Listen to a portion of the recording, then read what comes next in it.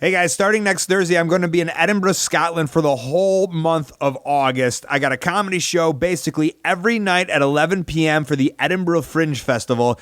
Hey, if you're in Europe, if you're in the UK, if you're anywhere near there, make a vacation of it, make a holiday of it, make a weekend of it. I'll also be doing some live wrestling and live podcasts. Hopefully I will see you there. Come say hi. I'm very excited. But for now, enjoy the show. This is The Art of Wrestling with professional wrestler Colt Cabana.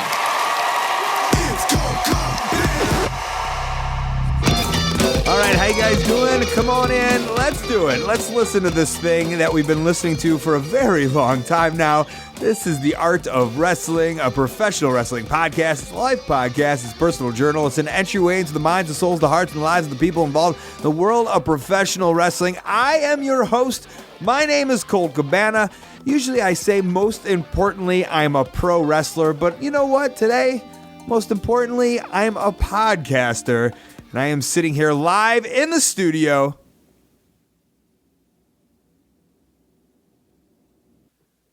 apartment in Chicago, Illinois. Before I go any further, this is a fan-supported and listener-supported podcast supported by you for the past 5 years. We give it to you free of charge every single Thursday on ColtCabana.com, SoundCloud, iTunes, wherever you get your podcasts from. A couple great ways that you can support, rate, review, and subscribe on iTunes. Tell a friend via social media, via mouth, via text, via telephone, via speakerphone, or however you got to do it. You got a couple of bucks in your pocket, ColtMerch.com, DigitalColt.com.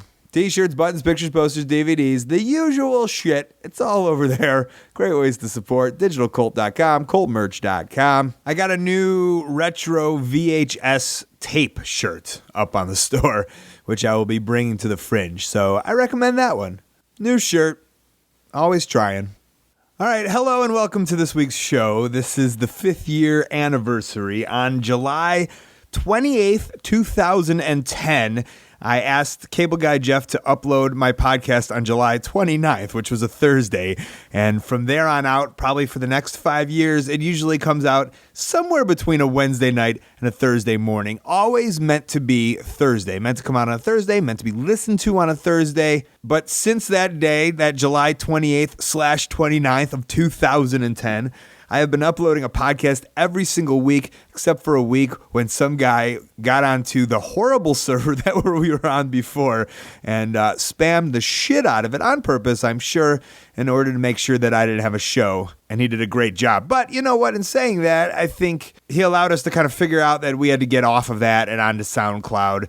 And I think the Punk episode really explained that we really had to get off that server and onto SoundCloud or somewhere a little bit better. So it's been 5 years, one hiccup, lots of pressure, lots of scariness for me.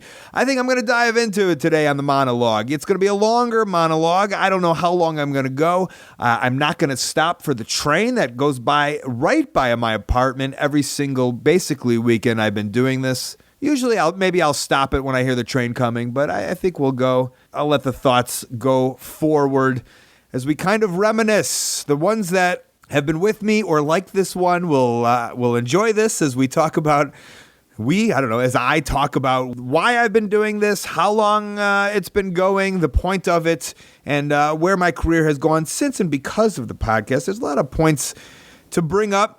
I got some stuff written down. I don't know if I'll hit everything, but as there is, you can hear the train passing by in its beauty. I think it shows I'm not in some nice studio. I think at first I wanted this aura, this trick, this carny trick that I am in a studio. I am in some nice place, but the reality is I'm just in my apartment. The microphone has been upgraded a lot since the very beginning. I think all of the audio has been upgraded a lot since the very beginning. And I remember the first couple shows, and a lot of people ask me, why aren't the first 30 some odd shows up?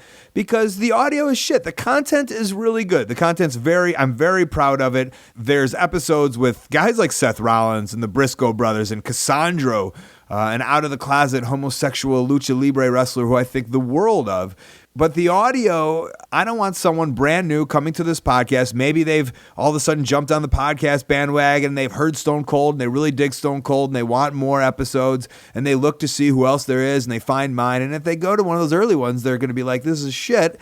It's disgusting. And that's why I've kind of taken off the first ones, and that's why they're available at the premium site if you really want to listen to those, because they are good content, great content if I will, but the audio is awful. And again, that hits a point of why there's been a lot of pressure to put out this show for the last 5 years is because I want good audio. I want crisp audio.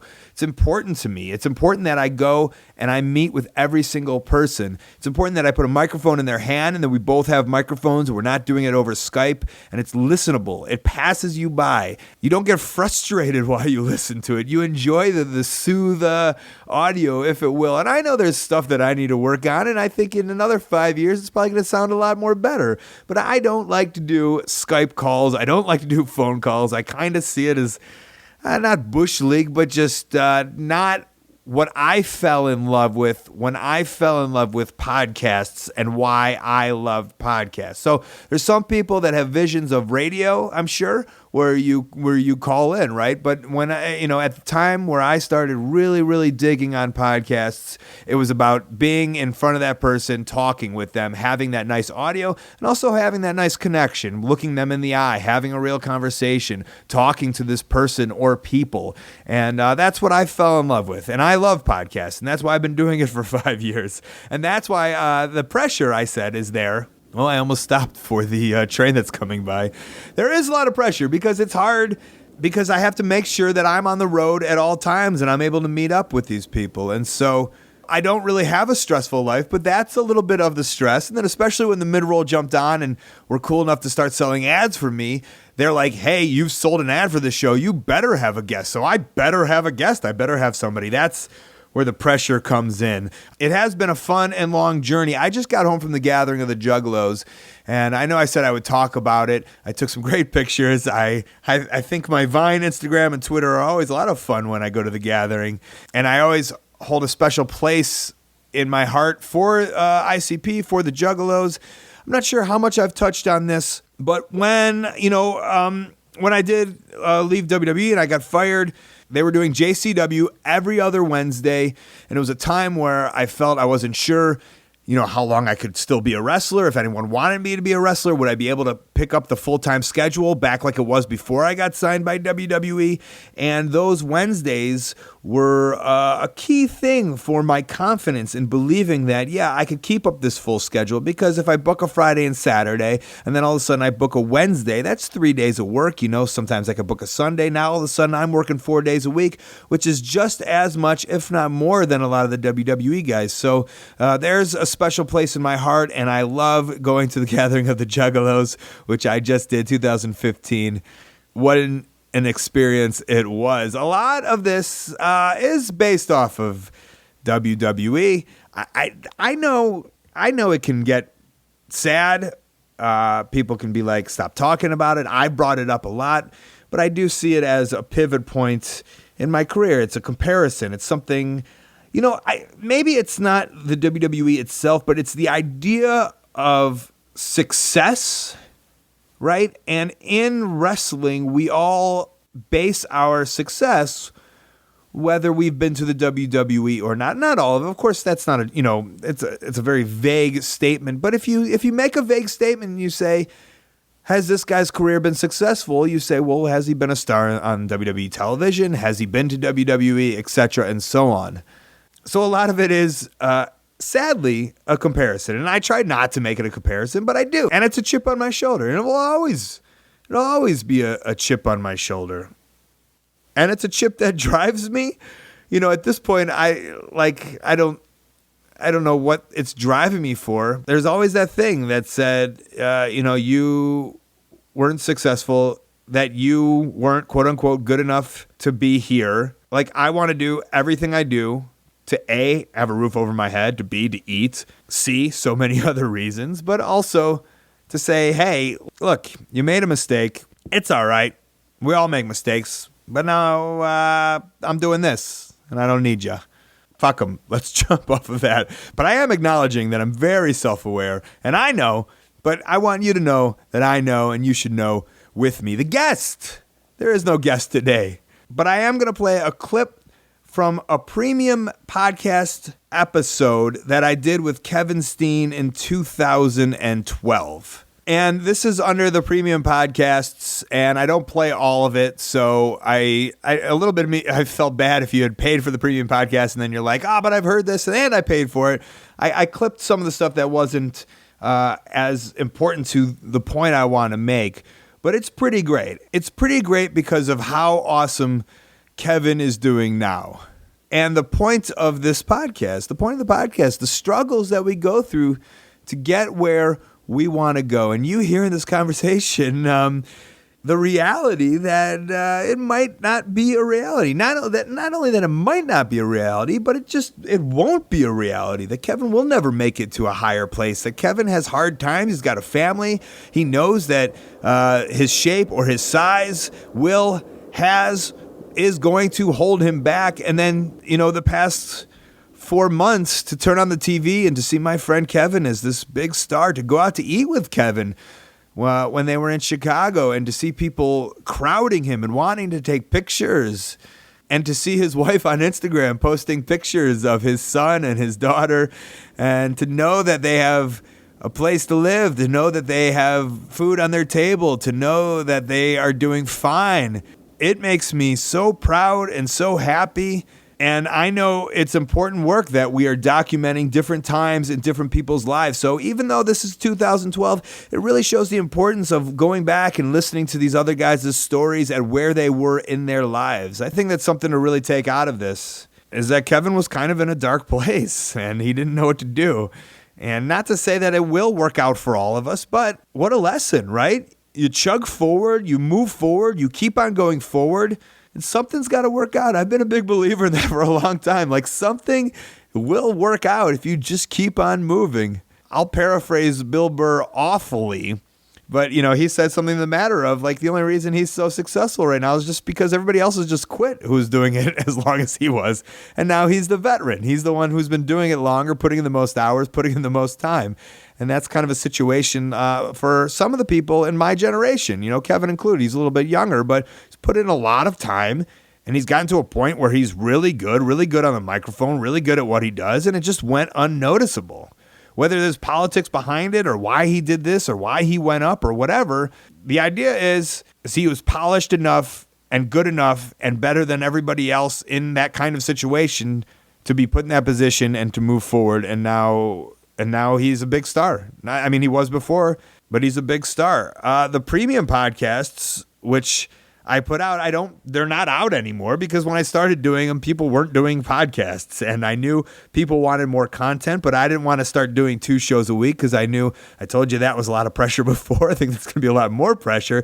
So this was a paywall that I did. So it would help me bring in a little more money, possibly. Also, I wanted to have some of my friends on a little more, and at the time, I didn't think I was going to really repeat people, except for Cliff. He seems to come on a lot. So I thought it was a good way to give people more audio, because people really seem to want it. And then also, make a couple bucks. I think it was $5 for one of them.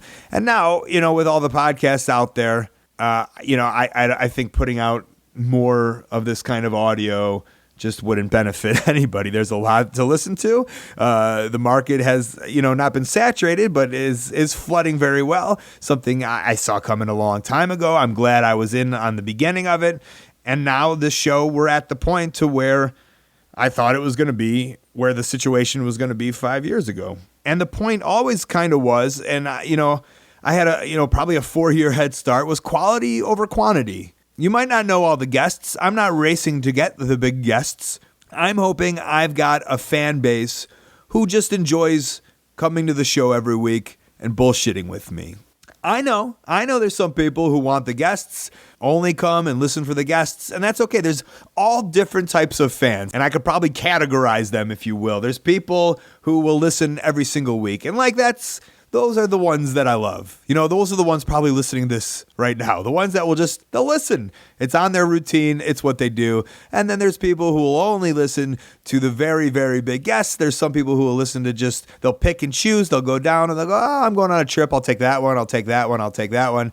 And then, maybe there's someone who just wants the new guy that got fired, or they just want to bug you about having Hulk Hogan on because he's in the news. And I can't say that I don't want everybody, but I would say hopefully, you came on for the CM Punk one, and then you enjoyed the style of the program, you enjoyed the style of how we do it, and then you're like, hey, I'm going to make this a part of my listening. That's the goal, is to get you to be one of the, I'll make this a part of my listening, I'll make this a part of my every single Thursday.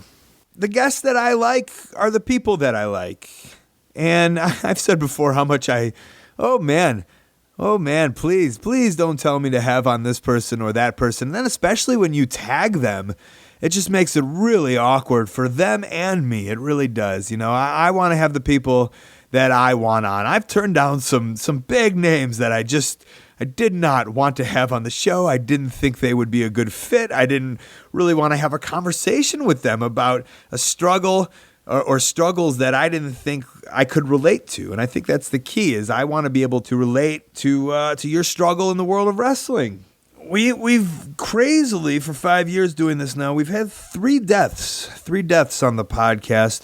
Buddy Landell was the last. He just passed very recently. Very sad. He would text me every now and then and talk about, bringing some God talk and, hey, brother, you mean the world to me. And that was kind and sweet. And I think everybody who talked about Buddy after the podcast we did, I think he was very excited about that. Buddy wasn't my close friend, but it was sweet to see a good side of him after years of hearing rumors, just years of being in locker rooms and hearing about Buddy Landell. He'd seemed to really calm down and be relaxed, and he seemed to be a good person. And I think I'm a judge of good people, and Buddy seemed like a good person. So it's sad to hear about his passing. Roland Alexander was another one who has passed away, and Roland, of course, my infatuation or just factuation? I think infatuation with the movie Beyond the Mat was the coolest to have him on the show. You could tell he wasn't in a good place. He wasn't in a good place for a couple years. I had been going there and wrestling for APW, and he was, I think, one of the shows he had to be rushed to the hospital. So I can't say that I was surprised by that. What I did like about Roland Alexander is that, even though I like to think I'm a nice guy, I'm a genuine guy, a bit of a sweetheart, I know I could be a dickhead to some people in some situations, especially when you ask me how Phil's doing. Fuck. You want to watch me change character right away? You call me Scott or you ask how Phil's doing, and I'll go from happy, fun-loving Colt Cabana to just totally checked out. And, some people, I've seen people write how big of a piece of shit I am, and I know the situation. And sadly, I can't get into it with saying, maybe check the person that you are. But I seem to hate authority. I hate bosses. I hate people who take their authority too far, who use their authority negatively. I guess I will say that. And for that, a lot of authority figures don't like me. The people at WWE, the people, at TNA, at ROH, these were situations where authority heads who used and abused their power, I guess, wanted nothing to do with me, and I kind of wanted nothing to do with them. I wanted it to be in their company, but as people, I was disgusted by that. And Roland, he liked me. He liked my work. He enjoyed my work, and I always loved how when I would go there, he would like verbally jerk off over me, which was nice for the ego, right? Sometimes you need that. And then Bison Smith came from that place, and I got to wrestle at the Garage, which we watched in Beyond the Mat. And you watch Bison Smith being a security guard getting in a fight in Beyond the Mat. And then I got to do a couple tours with Bison. I got to wrestle with Bison in Ring of Honor. I got to be in the locker room with him in Puerto Rico. And that was a sad one. I think that one hit very hard. That one hit the most. And there's a picture of Bison Smith on my refrigerator. Mark Sloan from the wrestling store in the UK, he had some Bison 8x10s, and I grabbed them. And I put one on my refrigerator. Ace, my trainer, Ace Steele, has a dog named Bison. And I love the idea that we can keep Bison alive through this podcast. You can go back and you can listen to him, and we can remember Bison Smith. I always think it's sad as wrestlers pass, we slowly forget. Yukon Braxton was a guy in Detroit when I was very, very young. I didn't know that well, but I was on shows with him, and we were grinding, trying to make it in professional wrestling. Yukon was a guy, he was probably 6'6", 240. I mean, he looked great, looked the part. I could definitely see him being on the big stage these days, and he passed at an early age. As I name these guys who have passed, I just want to make sure and tell you about Yukon Braxton. He was a good wrestler and a nice dude. As far as past guests, as far as going back, it's kind of cool to see. There's some of the guys who were just, again, this is an indie-centric podcast. It's based off of my life and me traveling around. I'm going to little city to little city. And there's the wrestlers who are on these journeys with me, and now some of them have moved on to do cool things. Sarah Del Rey and Adam Pearce are now training with the WWE. They have real jobs and I think benefits, and they can provide in a weekly check. And then there's guys, who've moved on and become big stars. Cesaro, Seth Rollins, Finn Balor, and you can hear their stories while they were struggling. No, not struggling. Having a good time while they were being pirates, pirates of the independent wrestling world. And that's what I've been doing. And I look back 5 years, and I know I had a vision when I started this of something mixing the world of comedy and wrestling. I guess not when I started this. When I was released from the WWE and I went to the Chicago improv scene and I started doing some stand-up with Mick Foley, and I started training at Comedy Sports in Chicago, I was like, I've got to find a way to really, really mix comedy and wrestling on a different platform, on a different venue. And I can look now and I could say, well, I'm still just wrestling and I really haven't done it, because I thought there was going to be one big thing. I remember, here's something, the guy from WRP, Jeff Katz, he called me right away and told me, I've got a show for you on Comedy Central based on wrestling. He literally 2 weeks after being fired, sitting at my parents' house where I was living for the time, 29 years old, he's like, you're going to be my guy, Comedy Central, let's go make a show. And that was the vision I had, mixing the comedy world, mixing the wrestling world on television, hopefully, best case scenario, on television. And I waited for that, and it didn't pan out.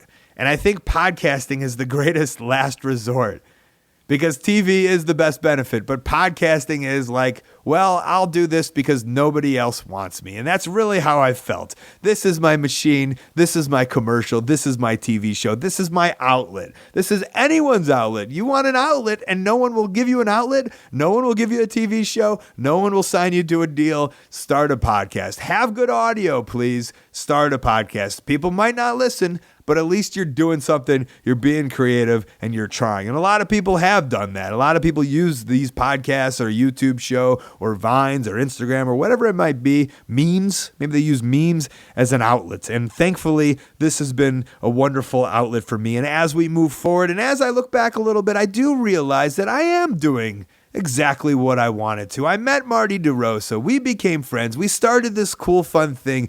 We did $5 wrestling with Jake Manning, and that became a comedy thing. And now I do the Edinburgh Fringe Festival every single year. People would love to do that. I have an agent with Stuart Talon in Chicago. I'm going to be on Mark Maron's TV show tonight on IFC. I've done Maron's podcast. I've been on comedy podcasts, and I've been accepted as a comedian and as a wrestler on shows like Stop Podcasting Yourself and Jordan Jesse Go and the Sklar Brothers, shows that I really, really love listening to and something that I like. And it makes me happy when I look back and I go, I am doing it slow and steady. It's not going to be a race to the Comedy Central show that I want, but slow and steady. And I'll get there or I won't get there. Either way, I'm having so much fun just doing it and learning it and being a part of something on the fringe of, a mainstream professional wrestling. In saying that, before you get to listen to Kevin talk a little bit, there was a Rolling Stones article that came out maybe 6 or 8 months ago, and it was an article. It was a full article piece, a bio piece on me, and a lot of people hit me up after that. And please understand, I know nothing will ever happen. That's the way my mind has set. I've been told tours of Nigeria and China, and I've been told of all these great things that would happen in wrestling that just don't pan out. So I know not to get my hopes up. But after the Rolling Stones article, a lot of people hit me up and they were interested, like production / Hollywood people, and I had a couple cool offers to sift through and to go through and to listen. And not that I felt like a big shot, but it was fun for a second. I told one of the companies that my idea for my show has always been Dave Attell Insomniac meets professional wrestling. And then that company told me that the owner of the production company made that show. He made it. It was his show, him and Dave Attell, a couple other people. And so I said, well, fuck, that's brilliant. They came out 2 weeks ago to Chicago, and we filmed a bunch of stuff. And I'm a real DIY guy. Like, I like to have my hands on everything, and I want to be the person in charge. But I realized after they flew 3 people from New York, all this camera equipment, they had to pay for these people's time and their flights. And then there's people in the edit bay who will go back and go through this. It's a lot of money, it's a lot of money to put into me hoping that I pan out. And chances are low, but for me, that was a fun experience that they believe in me enough to put something together, to spend all that kind of money, to pitch to a TV channel, to have, me and my brand of comedy and adventurousness on television. Will it happen? I'm going to say no. I'm going to say no because that's the way I work. I don't want to be disappointed. I will be disappointed when it doesn't happen, but I just don't want to get my hopes up, and I know the reality of it. But I think this was an eye-opener, and hopefully, if this doesn't work, starts opening a couple more doors, and I can fight my way into this vision that I'm working on. I'm working on it still. Comedy and wrestling together has always made sense to me, and I'm working on it. 5 years of working on this.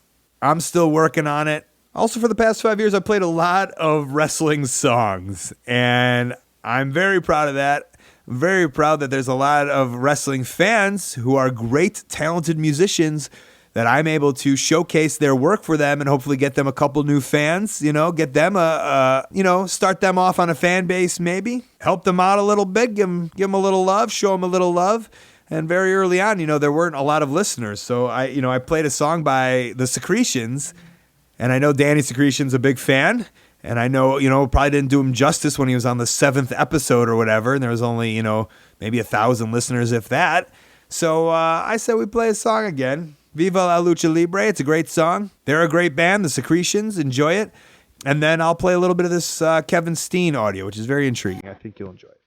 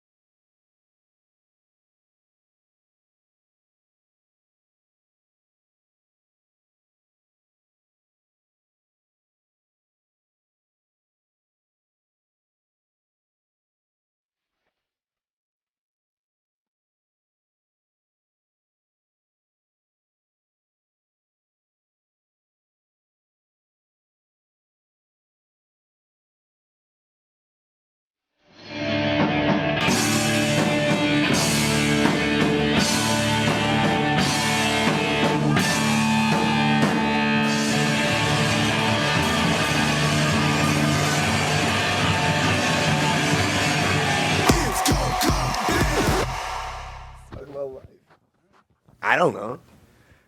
Are we on now? We're on. This is how it starts. This is. Oh, my ear just went ringing. But see, this is because of the indie wrestler's life. So on premium blend, which Hello. is a horrible. Is a new coffee? Did you get? No, you don't know about premium blend. No. Do you have Comedy Central in Canada? No, I have Comedy Network, which is terrible. Do they have premium blend? No. All right, we have subjects and themes. Cliff Compton and I talked about Over the Top, the movie. Yeah. What do you want to talk about? You want to talk about life? Yeah, well, we were just talking about life as an indie performer for some of us, and Well, it's all documented in my movie, The Wrestling Road Diaries. that is accurate. Which you I haven't make fun- seen. I haven't seen yet because I can't find the copy that you gave me anymore. Great. And it's been a year now. You make fun of me for my unicorn haircut. Well, it was a little out of control that day, I believe. It was. Otherwise, I wouldn't have made fun of you. Life. I mean, I'm on here. I'm talking about how much I enjoy my life. How much I, as a single man in the city of Chicago, a bachelor, roaming around town to town, city to city, country to country, making money, wrestling matches, meeting people, having fun experiences. Life is good. It is, but my life is good too, but there's parts of it that are complicated because of wrestling, which is what we were talking about earlier. Like, I'm not a normal person in the fact that I really can't stop wrestling when, in all honesty, I probably should. For various reasons, my body's breaking down, and, this isn't a secret to anybody that I've never really dedicated the time that I should have to getting in the kind of shape that would allow me to make a lot of money in wrestling. And, because of stuff that surrounds all of that, my life is complicated because of in wrestling. Like, I leave my family behind every weekend, and it's hard for my wife because she takes care of our kid alone for 2 straight days, and we live in a city that she's not really familiar with. She doesn't have a car to drive around when she wants to. And, just complications. That's what we were talking about earlier. Well, I always heard the idea of, you can't be in wrestling and have a family, and I was just like, that's bullshit. I don't think it is bullshit. But there is so many people that do that, right? Yeah, but maybe their life situations are in better. You're just a mess, Kev. I'm not a mess. Your life is just. Here's the thing is, and I mean, this is really kind of personal shit that I'm airing out on here, but if I were making.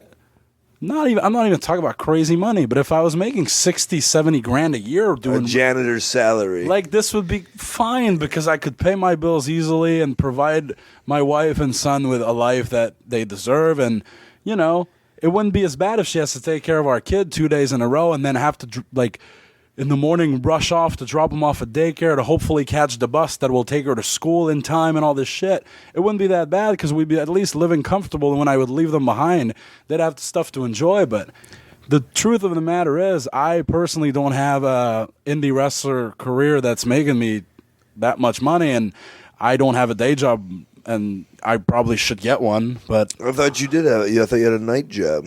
I did for a while, and then I stopped, and I don't know. I'm trying to live the dream of just living off wrestling, and it's clearly not enough. But the problem is now I'm at the point where I wonder if I should just become a real person, like a normal person. Have you tried that before? No, not since I've been 16 and started wrestling. Even if I had a job when I was 16 at a gas station. What's the longest you've not done a show for? Since I was 16. No, I mean, I started wrestling regularly in 2004 when I started working in the States. But how many weekends off is the most you've ever had? I think I might have had 4. 4 weekends, so a month off. Yeah. And by that 4th month, did it drive you crazy? That 4th week, you mean? By the 4th week. Kinda. I mean, I need the relief of wrestling, but that was also at a different place in my life. I just didn't have the kind of stress I have currently. I didn't have a kid back then, and life was just easier. So now the relief of wrestling is great. I love wrestling, and I love performing. But in the end, I don't know, man. I often wonder if it's really worth it, leaving my house for 2 or 3 days and coming home with no real money. I come home with money, but it's not real fucking money that I can put in my bank account and have a decent savings account for my kid or whatever. And I hear you are one of the top ROH guys. You've been on the scene for so long. Yeah, that actually, I might not go. I mean, who are they kidding though? But that's what I'm saying. Do you think that the perception of everybody, just a normal Joe Blow wrestling fan, is this guy makes money? No, I don't. Great? I don't. Or do they know that we're all fucking? I'm pretty sure. I mean, but we're not all fucking whatever. You're doing great because you sell your Colt merch works out great for you, and you have the podcast that's helping you out, and you're all over the place. I see you at shows, and things always roll your way, and it's great. But I don't even have up until a couple. But days I'd be ago. on the same salary as you as a wrestler. Yeah, that's which true. is low. But the merch is where you make your money most of it. So make some merch. I've tried, and I just don't have what Colt Cabana has. Like, I've had shirts and DVDs, and I don't know. To be honest, it was almost like I thought it was painful to go to go ship them out when I would get orders for them. Actually, because I don't know why, but the Canada Post is the worst. Yeah, somebody else told me that. It's unreal. I guess it's crazy. I guess I'm grateful to have to only be able to ship from America. I've tried sending stuff out to fans in the States, and I've literally had to send the same package 3 times, at which point I make no money off You're right. because it just doesn't get there. I don't know why. They don't know why, and it's just the way it is. But I don't know, man. I don't think anybody thinks that Ring of Honor wrestlers are making a killing here. Nobody. No, I don't think so. Yeah. And I don't know. They might not be happy whenever this airs and they hear about the Ring of Honor people, but if you're not happy, give me more money. Right. That's all. You don't want. And I don't want to seem ungrateful because I do appreciate what they give me. Like when I wrestle a match for the amount of money they pay me, I'm still happy.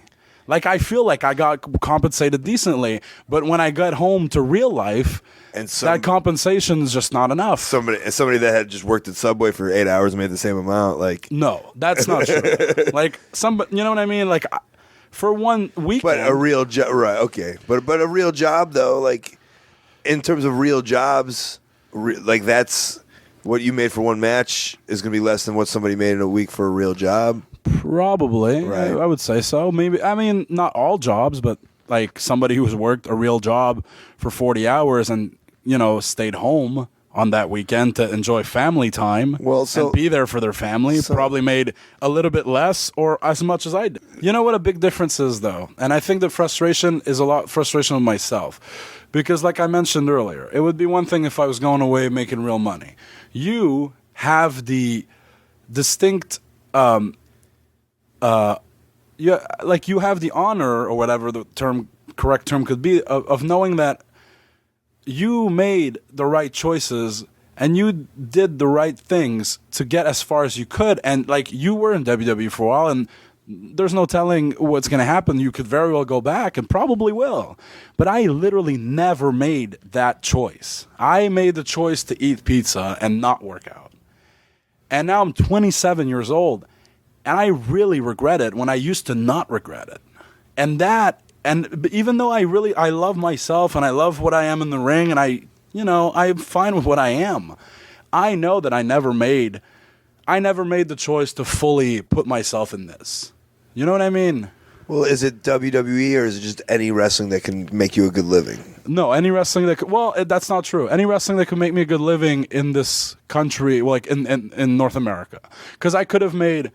I went to Japan, and I could have lived there, I'm pretty sure. They wanted me full-time Dragon Gate. They were willing to have me 8 months out of the year like Pac's been doing. They wanted me. They were going to give me, good money. And then I was there for 2 months, and I made a decent amount of money while I was there. And then when I came home, I'm like, well, it's great, but I don't want to live in Japan. So if I'm making a living in Japan, but I'm making a living where I can't live my life where I want to live it, it's pointless. So any wrestling where I can make a great, not great living, a good living, just a comfortable living where my bills are paid and then, I have disposable income to do cool shit. And when I leave my house, my wife doesn't have to, be stressed about oh, sucks, I can't really go do anything. We don't have that much money. If she wants to go fucking shopping, she can go shopping and drop $400 on whatever. At least she has that fucking luxury. But I can't even give her that. Because I'm gone to make money, and then when I come home, that money disappears, and then we're we're just getting by. I'd like to tell you it's coming. It's not, but that's okay. I don't know. I don't know the answer for anybody. And I was telling you earlier, I feel like wrestling on the indies is counterproductive to me ever maybe making it where I can make a living. Because my life is I'm home and... I take care of my family when I'm home, and then I go off on weekends, and I don't work out. I eat like shit, and then I come home, and I just do it over and over and over. Try to restart. Yeah, I'm on the same path. I don't have a routine, and I feel like if I just had a regular job and I wasn't wrestling on weekends, and I could dedicate, literally, I could be a 9-to-5 guy, and then okay, at 7:30 I go work out at the gym, and that's just my routine. And then Saturday, Sundays, I take my kids sledding. I go to karate classes with them. I take them swimming. I go to the restaurant with my wife, and I have a normal life. And I have a decent job to pay for my bills and not have to worry about that. Then I could actually maybe dedicate myself to what I need to do to be a wrestler. Yeah, but then you're sacrificing the craft. Yes. Which you continue to do on the weekends or whatever, how many times you can a week. Yeah. And then once you stop for a year, then you lose the craft. But I would never stop completely. Like I could probably do No, you're not allowed to. No. Why? You'd have to go if you to do that, because then you'll slip back and you'll take one booking a month, and then that'll be too much. That would be dangerous. Right. No, it wouldn't be too much. one booking every 3 months, and then you'll be like, well, I can get one more before you know it. This guy, and hey, honey, this tour is getting offered to me. Honey, I know. Honey, Africa I know wants that. me to come and but be honey, this. but honey wouldn't tell me don't. Well, I would never go to Africa. That's something I haven't been overseas. There's a tour of Indianapolis, 7 Right. days. But but those don't happen. though. Well, I don't know. They seem to do when you don't give a fuck, honestly. Yeah? Honestly. Maybe that's the thing. Yeah? When you're just like, I guess I'll just whatever. Listen, when I got fired, I looked on Monster.com. I was going to get a fucking job. You know, I didn't know what to fucking do with my life. We weren't talking that much back then. My dream was crushed. Yeah. I put a resume on Monster.com Did you? like an asshole. This is very interesting. And but I kept taking my indies, and I was like, well, I just won't care as much, and I'll start doing comedy. And that's when I started taking lessons on improv and all this stuff. And I started doing a show Sundays during the city, and then all of a sudden, when I wanted to take the Sundays off, all these awesome bookings just started coming and ran up to it, and it was just like, fuck it. I turned down some cool stuff to try to stay in the comedy, and then eventually I was just like, I can't do everything. I want to do the wrestling, and it just came. Yeah. Well, I mean, if I just make sure my goal, I did have that great Scotty Goldman rub, so they wanted that Goldman. that one spanky match. Yes, they wanted that. But I would hope that I'd be able to make correct choices and just do the bare minimum so that I can keep the craft alive while still trying to achieve a goal of being, a wrestler, like a real wrestler one day. Not real wrestler, but a wrestler that makes money. The thing is, you're right. Like, the floodgates open eventually, and one by one, I would probably just try to get more and more bookings, and then I'd be back to being what I am now. But what was I going to say? I was going somewhere with this, and now I lost it. Another hardships of indie wrestling life. My brain kind of just goes off sometimes. You get hit in the head with a steel chair, Kev. No, don't bring that up, please. Okay, sorry. I heard enough about it. All right. But yeah, man, I don't know. That's it. I kind of equate it to I don't know. By the way, if that's a proper expression, but my brother has 2 kids, whatever, and he's just a normal Joe. He was a mechanic and finishes work at 5:30, goes home. But then on Fridays he goes to play hockey, and he's gone for like 4 or 5 hours. That would be my hockey. Like I would go wrestle on whatever show on a Saturday. You know what I mean? And then here's my recommendation. You talked about the wrestling school. You should just open a promotion. I can't. There's no Quebec. Get with somebody, but a weekly show where you don't care how many people show up, and you can every Friday night. No. You can leave for a little bit. But here's the thing: I care though. I don't want to go do this in front of 30 people. I still have hopes that, I'll go do it once in a while, but I don't want to do it for 30 people. There are those things in Montreal. There is a weekly place where I can wrestle. You wrestle there. Yeah, CRW. Do it. I can't. I don't want to. I don't want to wrestle every Friday in front of 30 people. Then I don't know what to tell you. I'd rather wrestle one Saturday a month in front of 250 and just make sure that I can still do a sunset flip, so that if that big tryout comes once I have abs, you know what I mean, I'm ready for it. Well. But hey, this is life, and I don't know when this is going to air and when people are going to hear this, but well, who knows where I'll be by the time people hear this. This is a big I'm at a crossroads, I believe, kind of. That's how I feel right now. I have a big decision to make. Well, I hope it's the right one, buddy. I hope so too. I don't know which one that is. I don't know what it is either. But any decision I make, I will make sure to take a booking in Chicago once in a while so we can hang out. Thank you. You're welcome. All right, bud. All right, 5 years of fun, 5 years of babbling, 5 years of just going off. And I'm grateful that I found a fan base, that I found people like you who do listen. And obviously, if you're listening to this right now, you're one of the listeners, because this was an episode with no, big paying sponsors.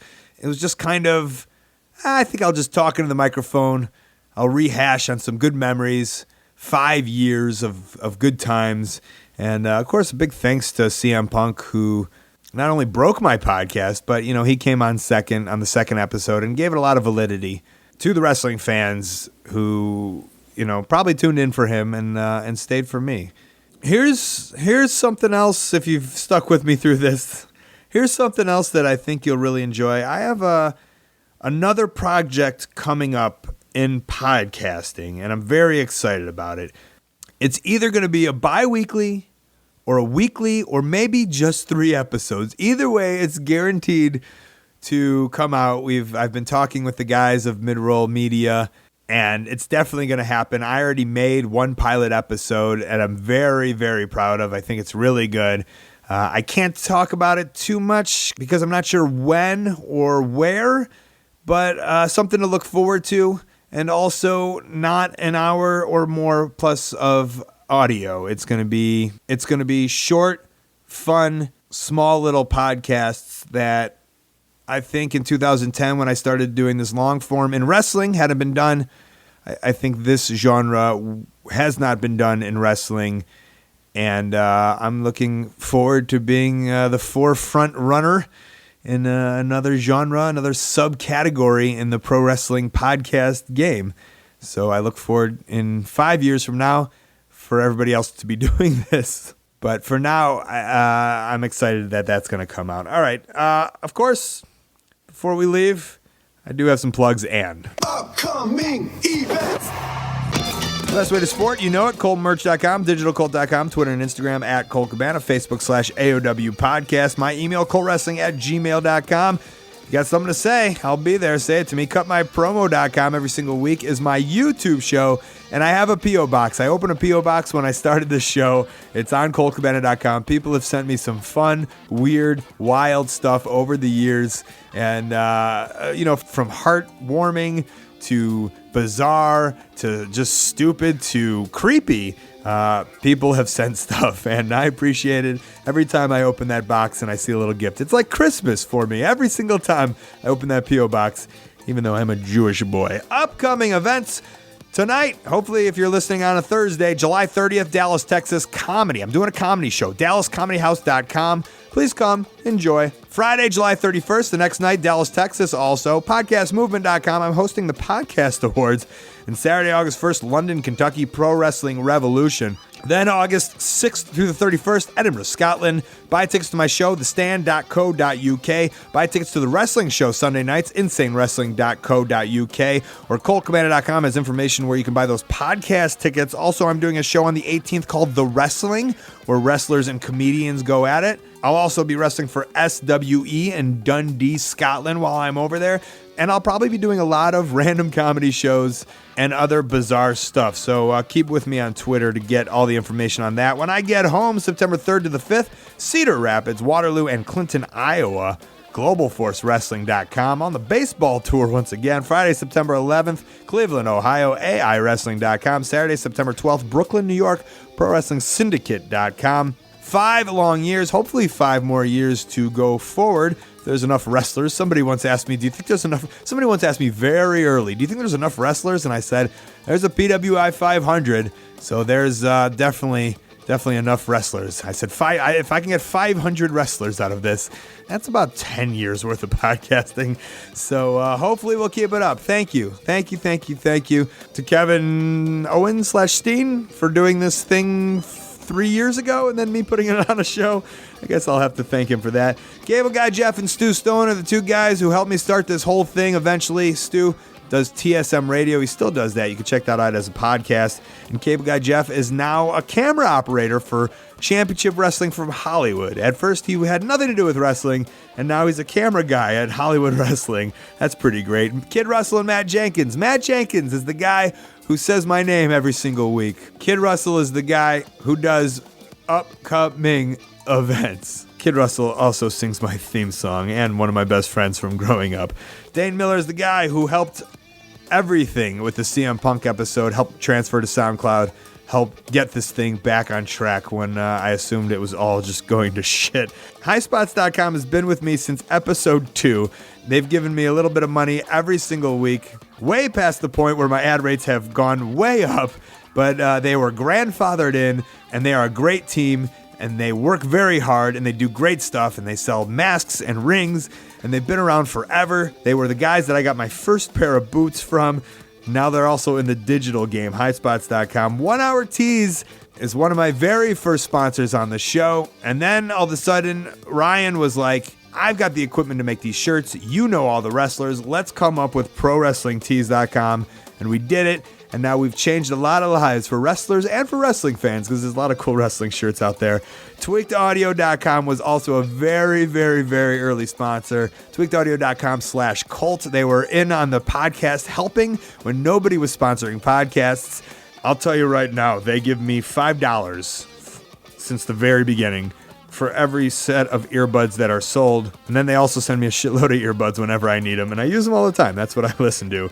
Over 30% off and free shipping just because you listen to the show, tweakedaudio.com/Colt. Let's get that train in one last time. Here comes the train. I live by an L train. It's very hard to do a podcast when there's a loud train that passes you. All right. This has been The Art of Wrestling. For Colt Cabana, I'm Colt Cabana. Thanks.